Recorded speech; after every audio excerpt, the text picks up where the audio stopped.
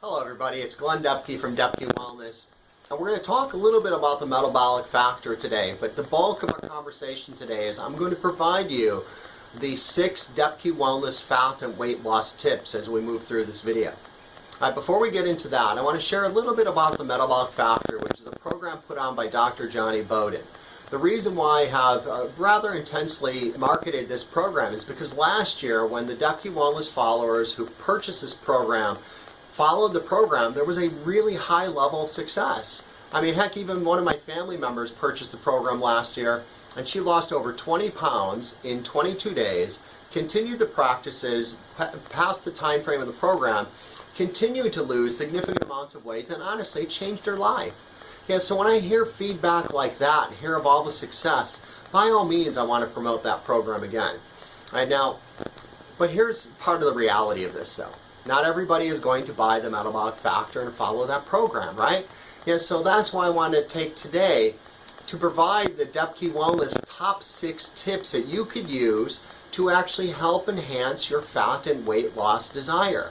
Yeah, so, and I want you to know, before I get into the tips, that this is really based on helping to balance and regulate your cortisol and insulin levels to the best we possibly can through simple nutritional and lifestyle changes in your life that can actually help you shed the weight and shed the fat. All right, so now, here's tip number 1. To avoid and completely eliminate liquid forms of sugar. And no energy drinks, no soft drinks, no fruit juices. So you're really trying to get away from liquid sugar. And on top of that, let's also throw the other stimulant in there known as caffeine, which typically goes along with some of these drinks, right?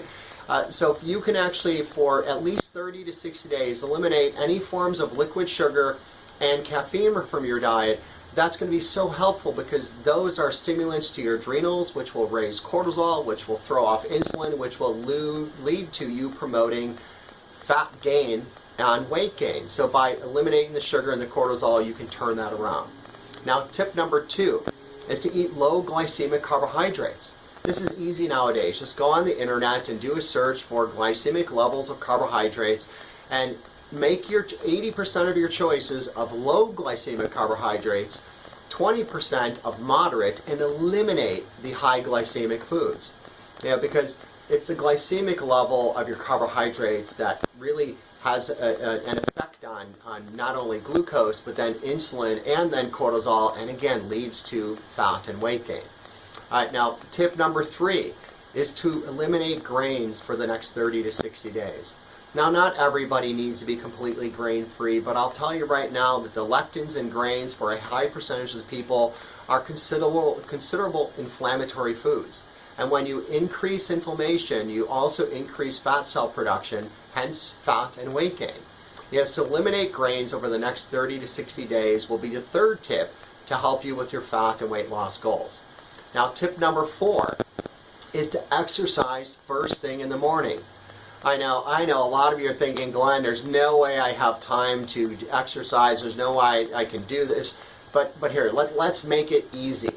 All I want you to do is 6 minutes of burst training in the morning, somewhere between when you wake up and have a big glass of water and before breakfast. You see, so now the burst training, what this looks like is you'll do 30 seconds of, let's say, jumping jacks as fast as humanly possible, followed by just 1 minute of walking in place. And then just repeat that sequence 4 times. That'll be all of 6 minutes. It'll be a really good, healthy, anaerobic form of activity as the burst training is. And here's the benefit of this. Because you've been sleeping and you haven't been eating through your sleep hours, obviously, there's not as much glucose going through your blood. Yeah, so when you actually pump up with the exercise in the morning, what's going to happen is you're going to reach in and your body's going to go into the fat storage rather than the carbohydrates in your blood because there aren't enough carbs in your blood. Yeah, so the glucose is too low, therefore it's going to go for the fat storage. So the early morning exercise is another great habit to get into.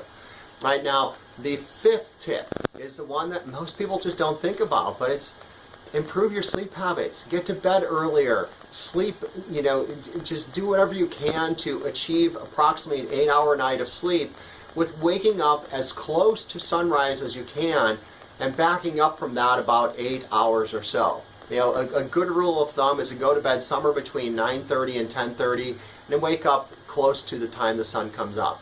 And how this has a positive effect on you is it's very well documented that people who don't sleep long enough or don't sleep well, they have elevated cortisol, they have elevated insulin, and they have higher levels of fat and weight because of those two components.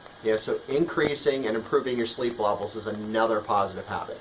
Now, number 6, and my last, I almost put up number 7. So number 6 is another tip that most people won't think about with fat and weight loss, and that's to incorporate deep belly breathing on a regular basis through your day. So what I'm asking you to do is take 3 to 5 really good deep belly breaths where you breathe in through your nose while you're expanding your stomach and you're actually filling all the way down to the lower portions of your stomach. Hold on to that breath for a few moments and then forcefully exhale that through your mouth while contracting your stomach muscles to push all of that air out. Now, you might be thinking, what does that have to do with weight loss? Well, here's the thing. Now, most people don't recognize that when you're in a stressed state or a sympathetic nervous system state, your body is actually increasing cortisol production. That increased cortisol is having an effect on your insulin, and these are the triggers for the storage of body fat and the increase in body fat and weight.